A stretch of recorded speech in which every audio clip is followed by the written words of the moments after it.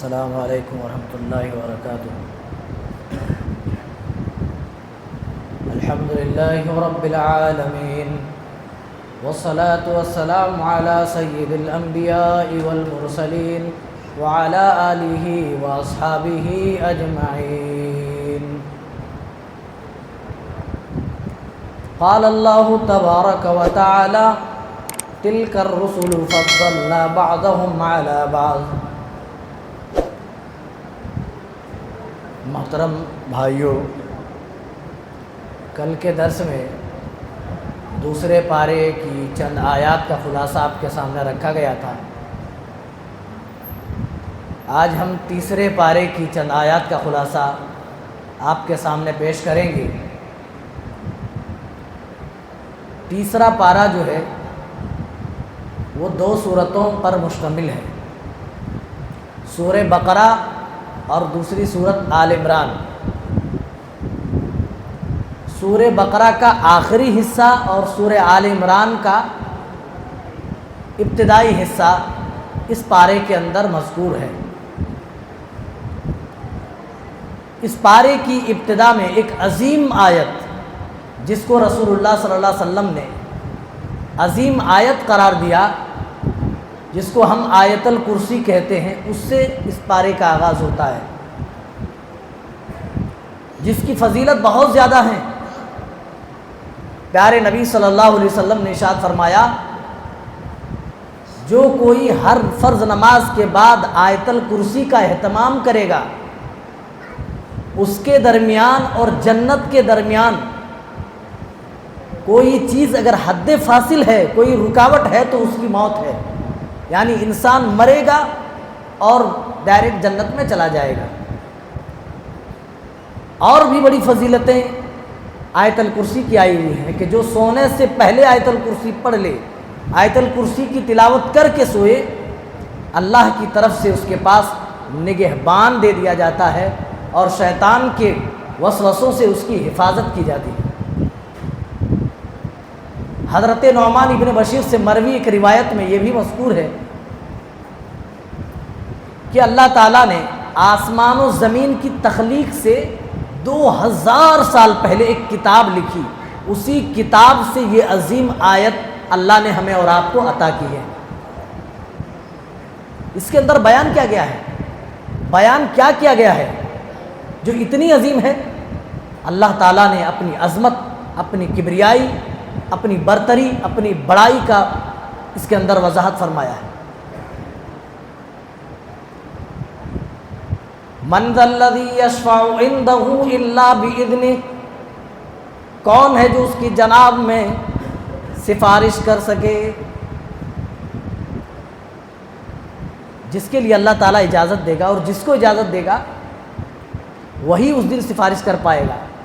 تمام انبیاء اس دن شفاعت کے لیے ڈر رہے ہوں گے، کوئی بھی سفارش کو تیار نہ ہوں گے۔ اللہ وہی کہہ رہا، من ذا الذی یشفع عندہ الا باذنہ، کوئی اللہ کی جناب میں، اس کی بارگاہ میں سفارش نہ کر پائے گا، کسی کی ہمت نہیں ہوگی۔ یعلم ما بین ایدیہم وما خلفہم، اور اللہ تعالیٰ آگے پیچھے تمام چیزوں کی جانکاری رکھتا ہے، تمام چیزوں کی خبر اس احکم الحاکمین کو ہے۔ اور آیت الکرسی میں ایک اور بڑی بات کہی جا رہی ہے، لا تأخذہ سنۃ ولا نوم، نہ اسے نیند آتی ہے نہ اونگ آتی ہے، نہ اللہ سوتا ہے نہ اونگتا ہے۔ ہم تھکاوٹ محسوس کرتے، دن بھر روزے سے رہتے ہیں، ظہر کی نماز پڑھ کر گھر میں جاتے ہیں، تھکاوٹ کی وجہ سے نیند آنا شروع ہو جاتی ہے، اور بعض دفعہ ہم بیٹھے بیٹھے اونگنا شروع کر دیتے ہیں۔ ایسے جھپکی لینے کا نام اونگنا ہے۔ تو اللہ کہہ رہا ہے، میرے بندو سونا تو درکنار، میرے اندر تو اونگ بھی نہیں آتی ہے۔ مالک حقیقی کی صفت بتائی جا رہی ہے۔ اس کے بعد اللہ تعالیٰ اسی صفحے کے آخر میں بیان کر رہا ہے، لا اکراہ فی الدین، دین کے معاملے میں کوئی بھی زبردستی نہیں ہے، کوئی جبر نہیں ہے، کسی کو کوئی زبردستی مسلمان نہیں بنا سکتا، دین کے معاملے میں کوئی زبردستی نہیں ہے۔ قد تبین الرشد من الغی، کیونکہ ہدایت تو گمراہی سے واضح ہو چکی ہے، دودھ کا دودھ اور پانی کا پانی الگ ہو چکا ہے۔ اللہ نے ہدایت و ضلالت دونوں راستوں کی اللہ نے رہنمائی کر دی ہے۔ اللہ کہہ رہا ہے کوئی شخص ہدایت کے راستے پر چلتے ہوئے رب کی اطاعت کر لے، کوئی شخص اللہ کے بتائے ہوئے طریقے پر نہ چل کر کے ضلالت کا راستہ اختیار کر لے اور رب کا منکر ہو جائے، رب کے ساتھ وہ کفر کرے۔ سورہ دہر میں آیا ہے نا،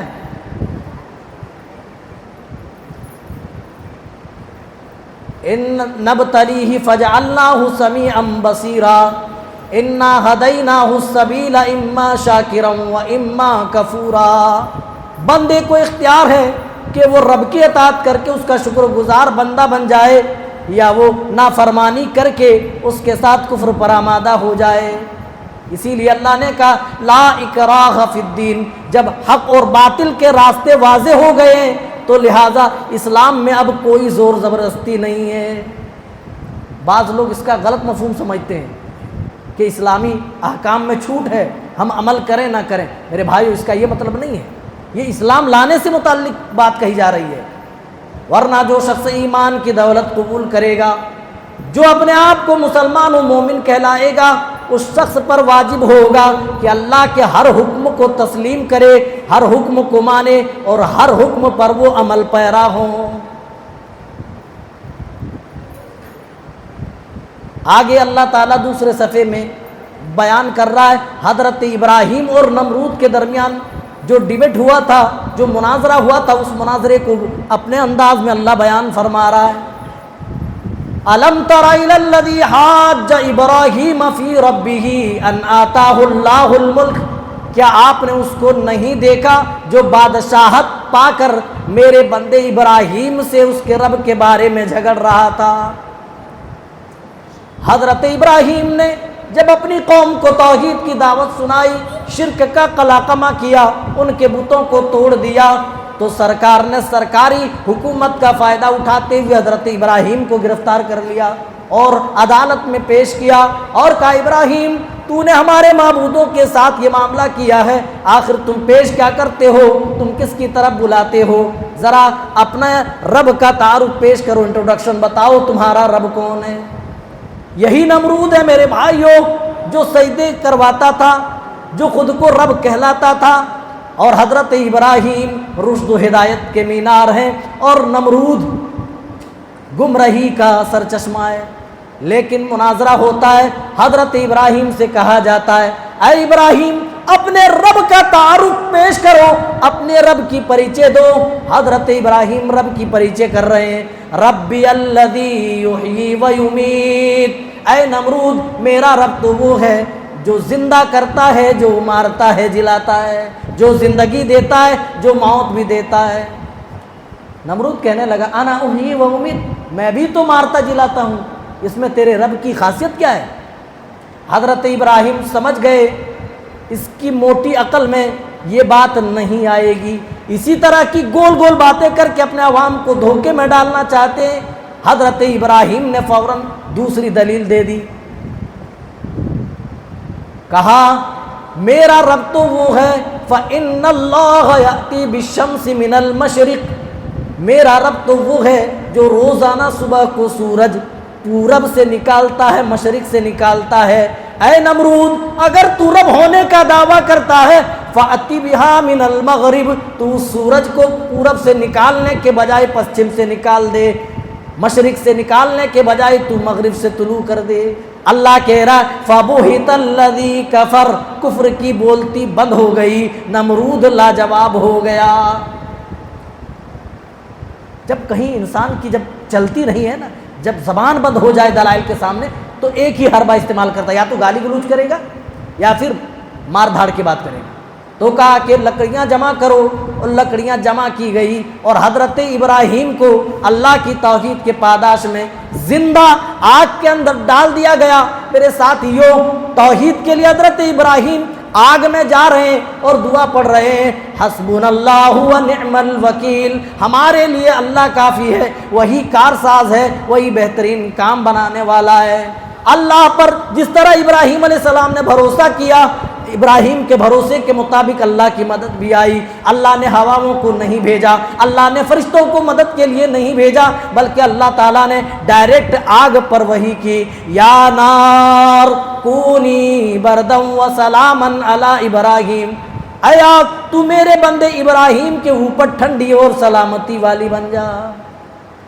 جو اس کی توحید کے لیے مرنے جینے کو تیار ہو جائیں، اللہ کی قسم اللہ تعالیٰ انہیں مرنے نہیں دیتا ہے۔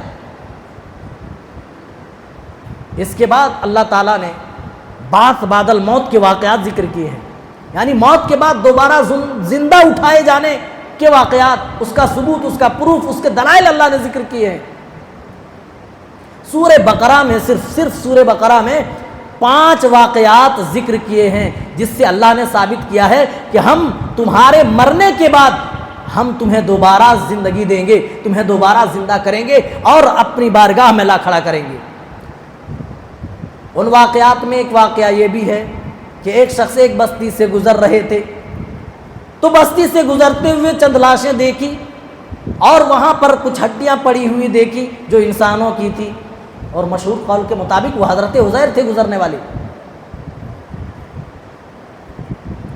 تو حضرت عزیر کہنے لگے کیف یحیی ھذہ اللہ بعد موتہا، اے اللہ یہاں مردار پڑے ہوئے ہیں، یہاں اے اللہ انسانوں کی ہڈیاں پڑی ہوئی ہیں، اے اللہ ان کی ہڈیاں تو بوسیدہ ہو گئی ہیں، اے اللہ کیسے تو دوبارہ ان ہڈیوں میں سے انسانوں کو زندہ کرے گا؟ اللہ کہہ رہا ہے فَأَمَاتَهُ اللَّهُ مِئَةَ عَامٍ، اللہ نے اسے 100 سال کے لیے موت دے دی۔ کتنے سال؟ 100 سال، 100 عام، 100 سال تک سلائے رکھا۔ ثم بعث، پھر اللہ تعالیٰ نے اسے زندہ کیا، انہیں زندہ کر کے اپنی بارگاہ میں کھڑا کیا، اور اللہ نے پوچھا اے عزیر کم لبثت، کتنے سال تم سوئے رہے، کتنے دنوں تک تم سوئے رہے؟ لبثت یوما او بعض یوم، کہنے لگے ایک دن یا اس سے بھی کچھ کم، دن کے کچھ حصے میں ہی بس میں سویا رہا، باقی تو سویا نہیں۔ اللہ کہہ رہا ہے اے عزیر تمہارا جواب رونگ ہے، غلط ہے، تم 100 سالوں تک سوئے رہے۔ وانظر الی طعامک وشرابک، لیکن میری حکمت و تدبیر دیکھو، میری قدرت کاملہ دیکھو، دیکھو تم اپنے کھانے کی طرف دیکھو، اپنے پینے کی چیز کی طرف دیکھو، 100 سالہ لمبا عرصہ گزرنے کے بعد بھی لم یتسنہ، وہ جیسے کہ جیسے ہیں، اس میں کوئی بھی تغیر، کوئی بھی بدلاؤ نہیں آیا۔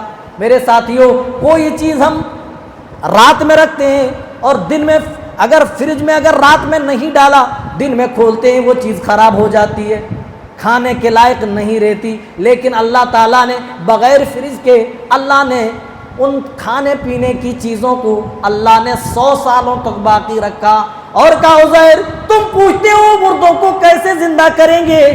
انظر الی حمارک، تم اپنے گدھے کی طرف دیکھو جو تم سواری لے کر کے آئے تھے، اس گدھے کو دیکھو۔ وانظر الی حمارک ولنجعلک آیۃ للناس وانظر الی العظام کیف ننشزها ثم نکسوها لحما، اپنے گدھے کو دیکھو کس طرح ہم ان کی ہڈیاں جمع کر رہے ہیں، کس طرح ان ہڈیوں پر ہم گوشت چڑھا رہے ہیں۔ ان کی نظروں کے سامنے اللہ تعالیٰ نے یہ ساری کاریگری کر کے اس کے گدھے کو بھی زندہ اور صحیح سالم لا کھڑا کر دیا۔ کہا اے عزیر اسی طرح باقی مردوں کو بھی ہم دوبارہ زندہ کریں گے۔ میرے ساتھیوں، ہم چاہے فنا کے گھاٹ اتر جائیں، لیکن اللہ تعالیٰ اس دن ہمیں دوبارہ زندہ کرے گا اور اپنی بارگاہ میں لا کھڑا کرے گا۔ بعث بعد موت کے بے شمار دلائل اللہ تعالیٰ نے قرآن مجید میں بیان فرمائے۔ مشرکین عرب کہا کرتے تھے جب ہم مر جائیں گے اَإِذَا مِتْنَا وَكُنَّا تُرَابًا وَعِظَامًا أَإِنَّا لَمَبْعُوثُونَ، جب ہم مر جائیں گے ہماری ہڈیاں گل جائیں گی، سڑ جائیں گی، بوسیدہ ہو جائیں گی، تو پھر ہم اِنَّا لَمَبْعُوثُونَ، تو پھر کیا ہم دوبارہ زندہ کیے جائیں گے؟ ہم دوبارہ پھر زندہ نہیں کیے جائیں گے۔ لیکن اللہ نے بے شمار دلائل کے ساتھ اس بات کو واضح کیا کہ میرے بندو یہ زندگی صرف یہی زندگی نہیں ہے، اس کے بعد ہمیشگی والی زندگی آنے والی ہے۔ جو زندگی گھنٹوں میں، منٹوں میں، سیکنڈوں میں ختم والی نہ ہو، ختم ہونے والی نہ ہوگی، ہمیشہ ہمیشہ والی ابدی زندگی۔ دنیا تو آج ہے، کل ختم ہو جائے گی، دنیا اور دنیا کی تمام چیزیں فنا ہونے والی ہیں، لیکن آخرت کی زندگی اور آخرت کی تمام نعمتیں ابدی ہیں، ہمیشہ ہمیشہ کے لیے ہیں، کبھی ختم نہ ہوں گی۔ اس کے بعد اللہ تعالیٰ صدقات و خیرات کی تعلیم دیتا ہے، اپنے بندوں کو صدقات کی طرف ابھارتا ہے، خیرات کی طرف ابھارتا ہے۔ یا ایھا الذین آمنوا انفقوا مما رزقناکم من قبل ان یأتی یوم لا بیع فیہ ولا خلۃ ولا شفاعۃ والکافرون ھم الظالمون۔ اے ایمان والو، اللہ کے دیے ہوئے مالوں کو اس کی راہ میں خرچ کرو، اس دن کے آنے سے پہلے جس دن کوئی بھی چیز کام نہ آئے گی، حتیٰ کہ وہاں تجارتیں کام نہ آئیں گی، لوگوں کی دوستیاں کام نہ آئیں گی، جس دن شفاعتیں کام نہ آئیں گی، اس دن کے آنے سے پہلے اللہ کی راہ میں اسی کی دی ہوئی روزی میں سے خرچ کر لو۔ اور اللہ نے مثال کیسے دی آگے چل کر کے، جو لوگ اللہ کی راہ میں خرچ کرتے، مثال کس طرح سے دی؟ مثل الذین ينفقون اموالهم فی سبیل اللہ کمثل حبہ، جو لوگ اللہ کی راہ میں خرچ کرتے ہیں ان کی مثال اس دانے جیسی ہے، انبتت 7 سنابل، جس سے 7 بالیاں بیک وقت نکلی، ایک ساتھ 7 بالیاں نکلی، فی کل سنبلۃ 100 حبہ، اور 7 بالیوں میں 100 دانے ہوں۔ دیکھ رہے ہیں، یعنی اللہ کہہ رہا ہے میرے بندو، میری راہ میں خرچ کرنے کی مثال یہ ہے، اگر تم 1 روپے خرچ کرو گے تو اس کو میں 7 تک بڑھاؤں گا، پھر 100 تک بڑھاؤں گا، پھر 700 گنا تک بڑھاؤں گا۔ واللہ یضاعف لمن یشاء، اور اللہ تعالیٰ جس کے لیے چاہتا مزید اور بڑھا چڑھا کر کے عطا کرتا ہے۔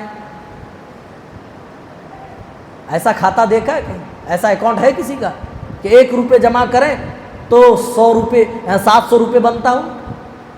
صرف اللہ کا اکاؤنٹ ہے، اللہ کے پاس کھاتا ہے۔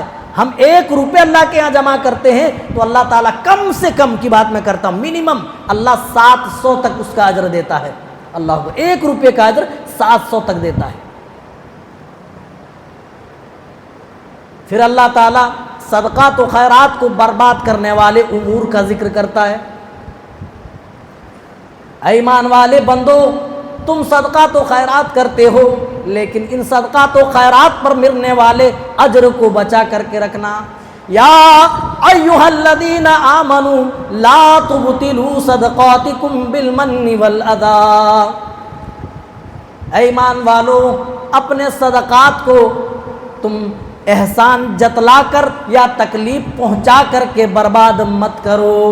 میرے ساتھیو، اگر آپ نے کسی کو صدقہ دیا تو احسان مت جتلاؤ کہ میں نے تمہیں دیا ہے، میں نے تمہارے ساتھ احسان کیا ہے، یا کسی اور طریقے سے اسے تکلیف نہیں پہنچنی چاہیے، اسے آر نہیں محسوس ہونی چاہیے۔ اللہ کہہ رہا اگر تم نے ایسی صورت اختیار کی تو تمہارے صدقات پر ملنے والے اجر جو ہیں وہ برباد ہو جائیں گے، اکارت ہو جائیں گے۔ اللہ کتنی رہنمائی کر رہا ہے، پہلے تو صدقات کی تعلیم دے رہا ہے، اور ان صدقات پر ملنے والے اجر کو کیسے بچایا جائے گا اس کی بھی تعلیم دے رہا ہے کہ میرے بندو، جو کچھ تم کسی کو صدقے کے طور پر عنایت کرو اس پر تم کبھی بھی احسان مت جتانا۔ ہوتا کیا ہے، آدمی ایک ساتھ رہتا ہے، آج صدقہ دیا، کل جھگڑا ہو گیا، کچھ انبن ہو گیا، فوراً زبان سے بول دیا ہاں جا دیکھ لیا میں نے تجھ جیسا، میں نے تو رمضان میں تجھے صدقہ دیا تھا، میں نے یہ کیا تھا، تمہارے اوپر یہ احسان کیا تھا، جب تمہارا بیٹا بیمار ہوا تھا تو میں اپنی گاڑی نکال کر کے ہاسپٹل لے کر کے گیا تھا، کوئی تھا تمہارا ساتھ دینے والا؟ اللہ کہہ رہا میرے بندو، اس طرح احسان جتلا کر تم اپنی نیکیوں کو برباد مت کرو، اپنے اعمال کو برباد مت کرو۔ جہاں صدقہ دینا اجر کا باعث ہے، وہیں پر کسی مفلس غریب قلاش کو قرض دینا یہ بھی صدقے سے کم نہیں ہے۔ اللہ تعالیٰ نے اس کو بھی صدقہ بتلایا ہے۔ اسی لیے اللہ نے پہلے کہا کہ تم بطور قرض کسی مفلس کو دو، کسی غریب کو دو، کسی مسکین کو دو۔ پہلے تو کہا صدقہ دو، اگر صدقہ نہیں دے سکتے تو کم از کم ان کو قرض کے طور پر دو، اور قرض کے طور پر جب تم دو تو دیے ہوئے پیسے میں سے تم کچھ بڑھا چڑھا کر کے نہ لو، اگر تم بڑھا کر کے لوگے تو یہ سود کہلائے گا جس کی حرمت اللہ تعالیٰ نے نازل فرما دی ہے۔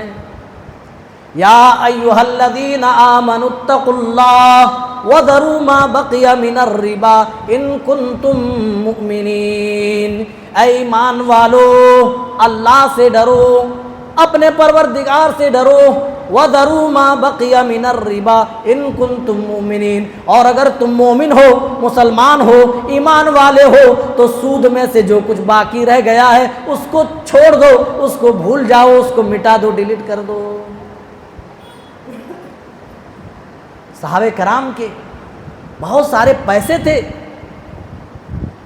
لوگوں کو بطور سود انہوں نے دے رکھے تھے، لیکن جیسے ہی اللہ کا حکم نازل ہوا، اللہ کی قسم انہوں نے توبہ کر لی، انہوں نے چھوڑ دیے پیسے، انہوں نے سود کے پیسے واپس نہیں لیے، کیونکہ اللہ آگے بیان کر رہا ہے وَذَرُوا مَا بَقِيَ مِنَ الرِّبَا إِن كُنتُم مُؤْمِنِينَ، اے میرے بندو اگر تم مومن ہو، مسلمان ہو تو سود کا جو بقایا ہے اس کو تم چھوڑ دو، اس کو تم بھلا دو۔ فَإِن لَّمْ تَفْعَلُوا، اگر تم ایسا نہ کرو، فَأَذَنُوا بِحَرْبٍ مِّنَ اللَّهِ وَرَسُولِهِ، تو پھر اللہ اور اس کے رسول سے جنگ لڑنے کے لیے تیار رہو۔ اللہ سود سے منع کر رہا ہے کہ سود خوری مت کرو، جو تم نے بطور قرض کسی کو دیا ہے اس پر بڑھا چڑھا کر مت لو، وہ سود ہوگا، وہ بیاج ہوگا، اور جو بیاج باقی رہ گیا اس کو چھوڑ دو۔ اگر تم نے نہ چھوڑا، اگر سود سے توبہ نہیں کی تو پھر اللہ اور اس کے رسول سے جنگ لڑنے کے لیے تیار رہو۔ اللہ اکبر۔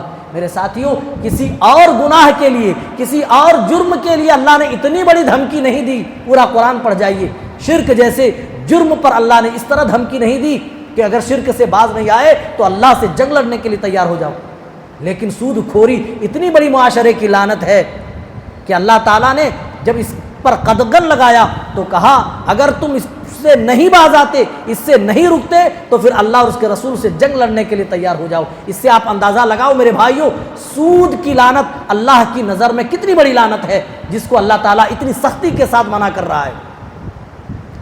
آگے اور چلیے، اللہ تعالیٰ اسی پارے میں سود کے بارے میں مزید بیان کرتا ہے، سود خوری کا نقصان اللہ تعالیٰ واضح کرتا ہے۔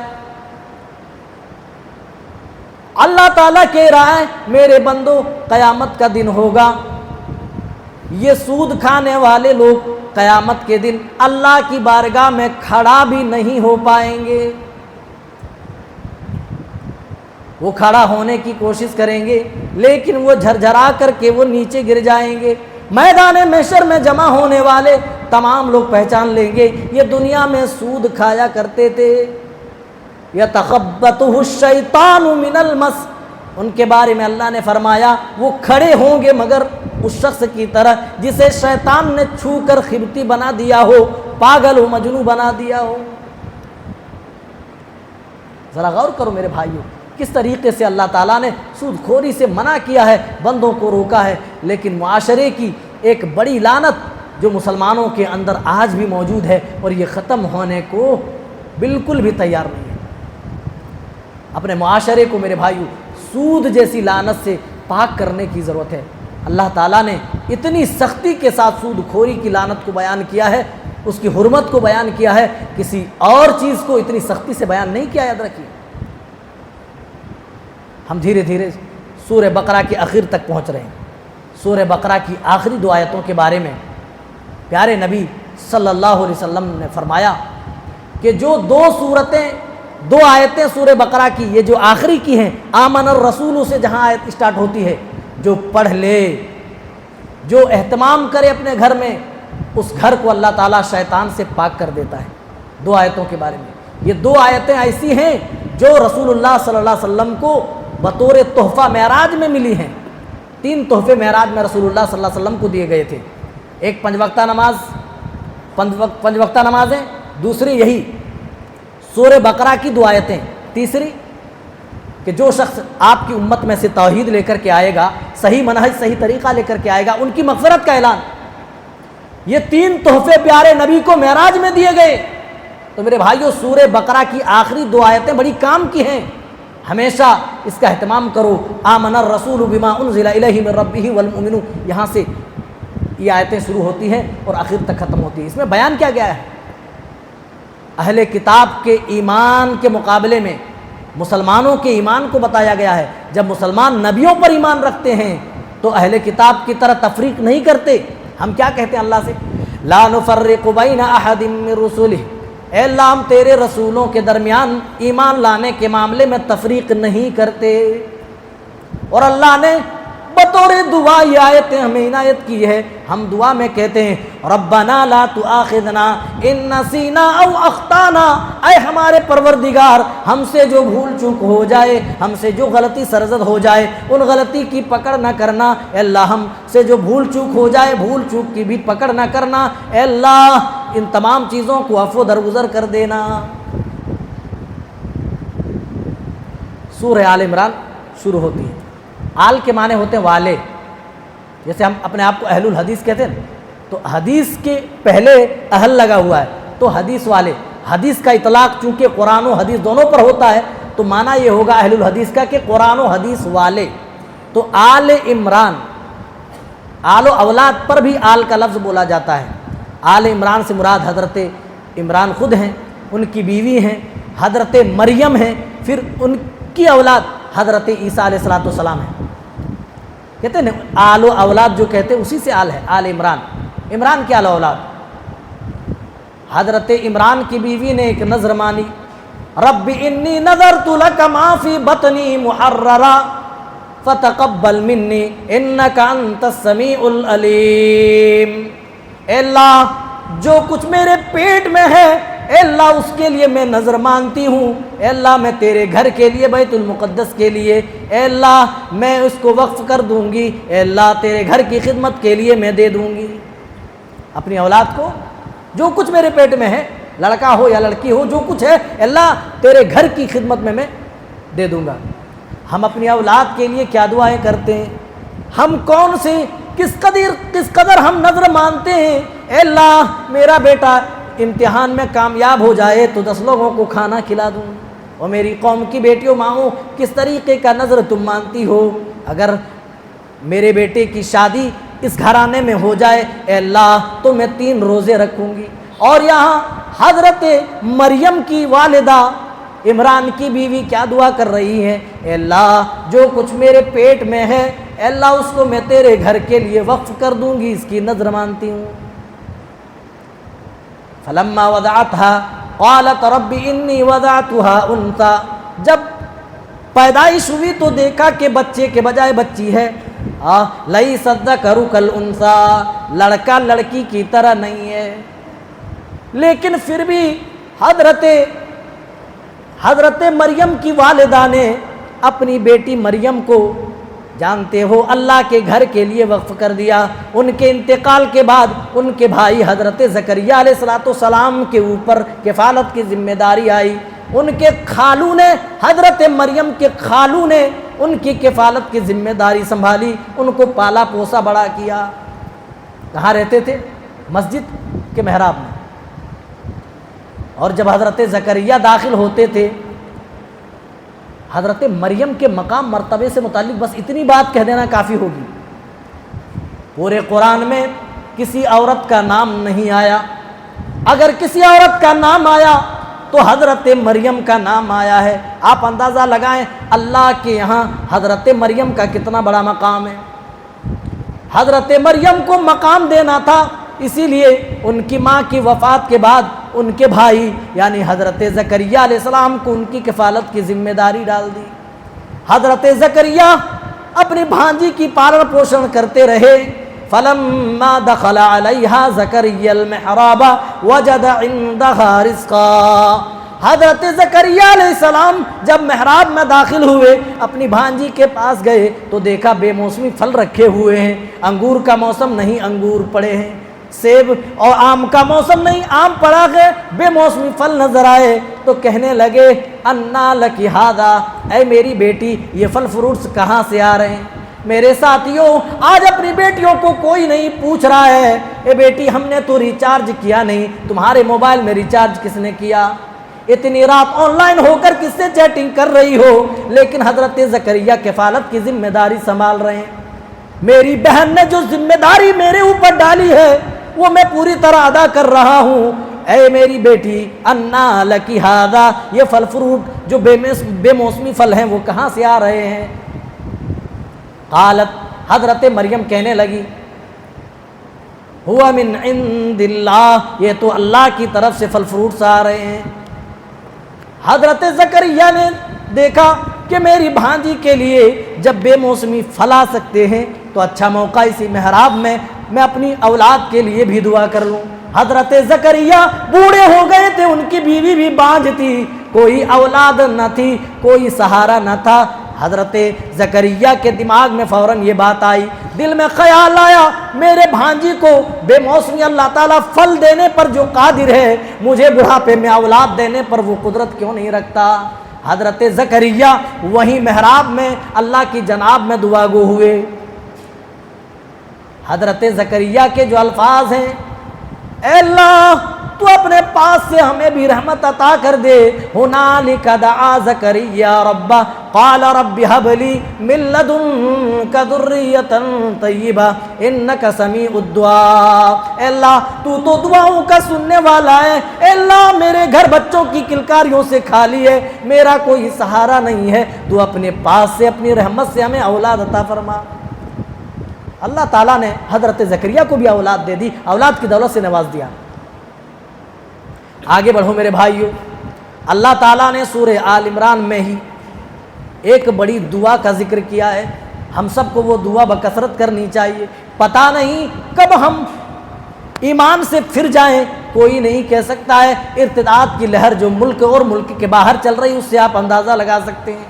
اسی لیے ہمیشہ یہ دعائیں پڑھا کرو، ربنا لا تزغ قلوبنا بعد اذ ہدیتنا وہب لنا من لدنک رحمہ انک انت الوہاب۔ اے اللہ ہدایت مل جانے کے بعد، اے اللہ ہمارے دل کو ٹیڑھا نہ ہونے دینا، ہمارے دل کو مڑنے نہ دینا، اے اللہ تیرے دین سے الگ نہ ہونے دینا۔ میرے ساتھیوں، ہر وقت دعا کیوں کرنی چاہیے؟ کیوں ہدایت کی دعا طلب کرنی چاہیے؟ کیونکہ اللہ کی انگلیوں کے درمیان ہم سب کا دل موجود ہے۔ یقلبہ کیف یشاء، حدیث میں آتا ہے کہ اللہ تعالیٰ جسے چاہتا ہے اور جدھر چاہتا ہے موڑ دیتا ہے۔ ایسا نہ ہو اللہ تعالیٰ ہمارے دلوں کو ٹیڑھا کر دے، کجی کر دے اور کفر و شرک کی طرف موڑ دے، گمراہی کی طرف موڑ دے۔ اسی لیے دعا کریں، اے اللہ لا تزغ قلوبنا، ہمارے دلوں کو ٹیڑھا نہ کرنا، بعد اذ ہدیتنا، باوجود یہ کہ ہمیں ہدایت مل گئی ہے۔ اے اللہ ہدایت ملنے کے بعد ہمارے دلوں کو اے اللہ کسی اور کی طرف نہ موڑنا۔ لا تزغ قلوبنا بعد اذ ہدیتنا وہب لنا من لدنک رحمہ انک انت الوہاب، اور اپنے پاس سے تو ہمیں رحمتیں عطا کر، اے اللہ تو بہت زیادہ عنایت کرنے والا ہے۔ ربنا انک جامع الناس لیوم لا ریب فیہ، اے اللہ بے شک تو تمام لوگوں کو ایک دن جمع کرنے والا ہے، لا ریب فیہ، اس میں کوئی بھی شک و شبہ نہیں ہے۔ ان اللہ لا یخلف المیعاد، بے شک اللہ تعالیٰ اپنے وعدے سے خلاف ورزی نہیں کرتا ہے، اپنے وعدے کے خلاف نہیں جاتا ہے۔ ان اللہ لا یخلف المیعاد۔ ان الذین کفروا، لیکن جنہوں نے پھر بھی کفر کیا، اللہ کہہ رہا ہے لن تغنی عنہم اموالہم ولا اولادہم من اللہ شیئا، جنہوں نے پھر بھی کفر کیا ان کی اولادیں، ان کی دولتیں کچھ بھی اس دن بچاؤ نہ کر پائیں گی، کچھ بھی بچاؤ نہ کر سکیں گی۔ اولئک ہم وقود النار، بلکہ یہ لوگ جہنم کا ایندھن بننے والے ہیں۔ اس کے بعد ہماری جو نیچرلی جو خواہشات ہیں اس کا اللہ نے ذکر کیا ہے۔ زُيِّنَ لِلنَّاسِ حُبُّ الشَّهَوَاتِ مِنَ النِّسَاءِ وَالْبَنِينَ وَالْقَنَاطِيرِ الْمُقَنطَرَةِ مِنَ الذَّهَبِ وَالْفِضَّةِ، ایک لمبی لسٹ جس سے ہم محبت کرتے ہیں۔ انسان کو جن جن چیزوں سے محبت ہوتی ہے فطری طور پر، نیچرلی طور پر، ان محبتوں کا ذکر کیا ہے۔ انسان کے دلوں میں مزین کر دیا گیا ہے عورتوں کی محبت، اولاد کی محبت، روپے پیسے دھن دولت کی محبت، خزانوں کی محبت، سواریوں کی محبت، میرے ساتھیوں یہ ہم سب کے دلوں میں ڈال دی گئی ہے، یہ نیچرلی ہے، یہ فطرتی ہے۔ اللہ کہہ رہا ہے میرے بندو تم ان سب چیزوں سے محبت کرو، ہمیں کوئی مطلب نہیں، کوئی سروکار نہیں، ہم تمہاری پکڑ نہیں کریں گے، تم محبت کرو، یہ تو فطری ہے۔ لیکن یہ محبتیں اللہ اور اس کے رسول کی محبت سے زیادہ نہیں بڑھنی چاہیے۔ اگر یہ محبتیں اپنی جگہ اپنے درجے میں رہ کر کے موجود ہوں تو اللہ کہہ رہا ہے ان محبتوں سے کوئی حرج نہیں۔ تم اپنے کاروبار سے محبت کرو، کوئی سروکار نہیں ہے، تم اپنی بیوی سے محبت کرو، اچھی بات ہے، اپنے ماں باپ سے محبت کرو، اچھی بات ہے، اپنی اولاد سے محبت کرو، اچھی بات ہے، اپنے گھر بار دکان سے محبت کرو، اچھی بات ہے، لیکن ان تمام چیزوں کی محبت اللہ اور اس کے رسول کی محبت سے زیادہ نہیں ہونی چاہیے، کیونکہ اللہ تعالیٰ ان نعمتوں کا ذکر کرنے کے بعد جو دنیاوی نعمتیں ہیں جس سے ایک انسان فطری طور پر محبت کرتا ہے، اللہ کہہ رہا ہے ذالک متاع الحیات الدنیا، اے میرے بندو یہ دنیا کے ساز و سامان ہیں۔ کیا کہا؟ یہ تو دنیا کے مال و منال ہیں، لیکن واللہ عندہ حسن المآب، لیکن اللہ کے پاس بہترین ٹھکانہ موجود ہے۔ میرے ساتھیوں اللہ تعالیٰ جو ٹھکانہ اپنے مومن بندوں کو دے گا اور ان ٹھکانوں میں جو نعمتیں دے گا ان نعمتوں کے بارے میں پیارے نبی صلی اللہ علیہ وسلم خود فرماتے ہیں عین ما لا عین رأت، ایسی نعمتیں جن کو کسی آنکھ نے نہ دیکھی ہوگی، ولا اذن سمعت، کسی کان نے ان نعمتوں کے بارے میں نہیں سنا ہوگا، سننا دیکھنا تو دور، اللہ کے روالا خطر علی قلب بشر، کسی بشر کے دل میں بھی اس کا وہم و گمان بھی نہ گزرا ہوگا۔ ہم دنیا میں پیچھے پڑ کر کے دنیا کے ہم آخرت سے بے خبر ہو گئے، اللہ کی یاد سے غافل ہو گئے۔ آگے بڑھیے میرے بھائی، اللہ تعالیٰ اسی سورہ آل عمران میں اسی تیسرے پارے میں اللہ تعالیٰ اپنی مملکت و سلطنت، اپنی بادشاہت کا بھی ذکر کرتا ہے۔ اللہ کہہ رہا قل اللہم، آپ کہہ دیجئے اے اللہ مالک الملک، اے ملکوں کے بادشاہ، اے مملکت و سلطنت کے بادشاہ، توتی الملک من تشاء، تو جسے چاہتا ملک عطا کر دیتا ہے، بادشاہت عطا کر دیتا ہے، وتنزع الملک ممن تشاء، اور جسے چاہتا بادشاہت چھین لیتا ہے، وتعز من تشاء، جسے چاہتا ہے عزت دیتا ہے، وتذل من تشاء، جسے چاہتا ذلیل کر دیتا، رسوا کر دیتا ہے۔ اے اللہ تو جسے چاہے پربھتو پردان کر دے، اے اللہ جسے تو چاہے اپمانت کر دے، بیدک الخیر، کیونکہ بھلائی تیرے اختیار میں ہے، تیرے ہاتھوں میں ہے، اے اللہ تمام طرح کے تصرفات تیرے اختیار میں ہیں۔ اسی لیے میرے بھائیو اللہ کو منا لو، جب ہم جانتے ہیں تمام تصرفات اللہ کو حاصل ہیں تو ہم اللہ کو منائیں تاکہ ہماری بگڑی بن جائے۔ اللہ کا اتنا پاور، اتنا تولج اللیل فی النہار، اللہ پھر آگے بیان کر رہا ہے وہی اللہ ہے تولج اللیل فی النہار، جو رات کو دن میں داخل کرتا ہے، وتولج النہار فی اللیل، اور دن کو رات میں داخل کرتا ہے، وتخرج الحی من المیت، جو زندہ کو مردہ کرتا ہے، وتخرج المیت من الحی، اور مردے کو زندہ سے نکالتا ہے۔ یہ اللہ کی کاریگری ہے، یہ اس کا کمال ہے، یہ اس کی قدرت کاملہ ہے۔ اسی آل عمران میں اللہ تعالیٰ نے جو لوگ تثلیث کا عقیدہ رکھتے ہیں، عیسائی کیا کہتے ہیں؟ اللہ تعالیٰ، حضرت عیسیٰ اور ان کی ماں مریم، یہ تینوں کیا ہیں؟ خدا ہیں، اللہ ہیں، رب ہیں۔ اللہ نے کہا آخر تمہارے پاس اس کی دلیل کیا ہے؟ کیوں تم حضرت عیسیٰ کو اللہ کا بیٹا قرار دیتے ہو؟ کیوں مریم کو تم خدا مانتے ہو؟ تثلیث کا عقیدہ تمہارے یہاں کیوں پایا جاتا ہے؟ وہ کہتے تھے چونکہ حضرت عیسیٰ علیہ السلام بغیر باپ کے پیدا ہوئے اس لیے وہ اللہ کے بیٹے ہیں۔ استغفر اللہ، اللہ اسی بات کو بتا رہا ہے ان مثل عیسیٰ عند اللہ کمثل آدم، حضرت عیسیٰ کی مثال اللہ کے یہاں تو آدم کی مثال جیسی ہے۔ خلقہ من تراب، اللہ نے آدم کو مٹی سے پیدا کیا، ثم قال، پھر اس سے کہا کن ہو جا، فیکون، وہ ہو گئے۔ کہا تم کہتے ہو بغیر باپ کے پیدا ہوئے تو اللہ کا بیٹا ہو گئے؟ ارے آدم جیسی مثال ہے، جس کو اللہ نے بنایا اپنے ہاتھوں سے اور کہا کہ ہو جا، بس وہ ہو گئے۔ اچھا، باپ نہ ہونے کی وجہ سے تم حضرت عیسیٰ کو رب مانتے ہو، تو ذرا آدم کی تخلیق پر غور کرو۔ حضرت آدم تو بغیر باپ اور ساتھ میں بغیر ماں کے پیدا ہوئے۔ حضرت عیسیٰ کی کم از کم ماں مریم موجود ہیں، لیکن حضرت آدم کی نہ تو ماں تھی نہ باپ تھے، اللہ نے بغیر ماں باپ کے پیدا کیے۔ تو تم حضرت آدم کے بارے میں تم خدائی کا دعویٰ کیوں نہیں کرتے؟ کیوں نہیں کہتے ہو کہ حضرت آدم بھی رب ہیں، وہ بھی خدا ہیں، وہ بھی رب ہیں؟ وہاں تو تم حضرت آدم کو رب نہیں مانتے جو کہ معجزانہ طور پر پیدا ہوئے، تو پھر حضرت عیسیٰ کے بارے میں تم ایسا عقیدہ کیوں رکھتے ہو؟ بہت طریقے سے اللہ تعالیٰ نے اس بات کو واضح کیا اور سمجھایا۔ آگے بڑھیے، اللہ تعالیٰ نے اہل کتاب کو کہا کہ تم ایسا کرو، اتنے اختلافات کے باوجود ایسا کرتے ہیں، ایسے کلمے کے اوپر ہم سب اکٹھا ہو جاتے ہیں جو ہم میں اور تم میں یکساں ہے، برابر ہے۔ اللہ ان کو دعوت دے رہا ہے، قل یا اہل الکتاب، آئے نبی آپ اہل کتاب سے کہہ دیجئے، کیا کہنا ہے؟ یا اہل الکتاب تعالوا الی کلمۃ سواء بیننا وبینکم الا نعبد الا اللہ۔ اے یہود و نصارا، آ جاؤ، اتنے اختلافات کے باوجود بھی ہم اکتفا کر سکتے ہیں، ہم اتحاد قائم کر سکتے ہیں اس کلمے کے اوپر جو ہم میں تم میں یکساں ہے، برابر ہے۔ سواء بیننا وبینکم، جو تمہارے درمیان بالکل ایک ہے۔ کیا برابر ہے؟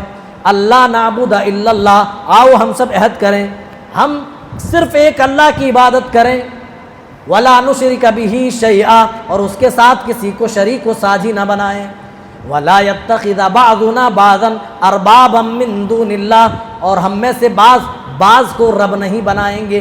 آؤ انہی تین باتوں پر ہم اتحاد کر لیں اور وعدہ کر لیں کہ ہم ایک اللہ کی عبادت کریں گے، اس کی عبادت میں کسی کو شریک و ساجی نہیں بنائیں گے، اور آپس میں ایک دوسرے کو رب نہیں بنائیں گے۔ حضرت عدی بن حاتم، یہ عیسائی سے مسلمان ہوئے تھے، کہنے لگے یا رسول اللہ، جب ہم عیسائی تھے تو ہم اپنے رہبان کو، اپنے علماء کو رب تو نہیں مانتے تھے، رب تو نہیں بناتے تھے۔ تو پیارے نبی صلی اللہ علیہ وسلم نے اس موقع پر کہا تھا، اچھا جن چیزوں کو وہ حلال کہتے تھے تم حلال مانتے تھے کہ نہیں؟ حضرت عدی بن حاتم کہنے لگے ہاں حلال تو مانتے تھے۔ کہا جن چیزوں کو وہ حرام کہتے تھے تم حرام تصور کرتے تھے یا نہیں؟ کہا حرام تو تصور کرتے تھے۔ پیارے نبی نے کہا اے عدی بن حاتم، یہی رب بنانے کا مطلب ہوا کہ ان کی حلت و حرمت کو تم ویلیو دو، مقام دو، ان کے حلال کردہ چیزوں کو تم حلال سمجھو، حرام کردہ چیزوں کو تم حرام سمجھو۔ کس طریقے سے اللہ تعالیٰ اپنی عبادت کی طرف لوگوں کو بلاتا ہے، بعض قوموں کو بلاتا ہے، اس کے باوجود بھی آج دنیا کے اکثر لوگ شرک کے دلدل میں اور گناہوں کے دلدل میں آج پھنسے ہوئے ہیں۔ آخری آیت اور بات ختم۔ آخری آیت میں اللہ نے فرمایا ان الذین کفروا بعد ایمانہم، جنہوں نے ایمان لانے کے بعد کفر کیا۔ کیا مطلب؟ ایمان لانے کے بعد مرتد ہوئے، ایمان سے پھر گئے۔ ان الذین کفروا بعد ایمانہم، اور توبہ کرنے کے بجائے اللہ کہہ رہا ہے ثم ازدادوا کفرا، اپنے کفر پر اور زیادہ بڑھتے گئے، حد سے تجاوز کر گئے۔ ثم ازدادوا کفرا فلن تقبل توبتہم، ان کی توبہ ہرگز قبول نہ کی جائے گی۔ جو لوگ ایمان لانے کے بعد کفر کی راہ میں چلے گئے اور اس کفر پر اس طرح ڈٹ گئے کہ بڑھتے گئے، اللہ کہہ رہا اگر یہ لوگ توبہ بھی کرتے رہے تو ان کی توبہ قبول نہیں کی جائے گی۔